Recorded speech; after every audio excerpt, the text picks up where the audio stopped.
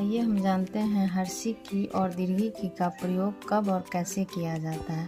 हर्षी की दो वाक्यों को जोड़ने के लिए किया जाता है।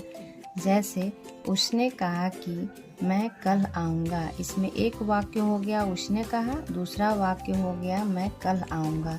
इस दोनों के बीच में हर्षी की का प्रयोग किया जाता है। उसने घर से निकला ही था कि वर्षा शुरू हो गई।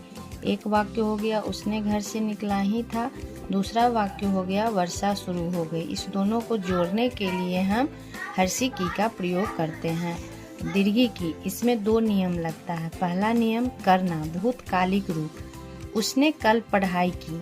दूसरा, तुमने उससे लड़ाई की। अब दूसरा नियम लगता है संबंध कारक का स्त्रीलिंग रूप। संबंध कारक जैसे का, के, की हो गया स्त्रीलिंग रूप। शिवम की पुस्तक खो गई।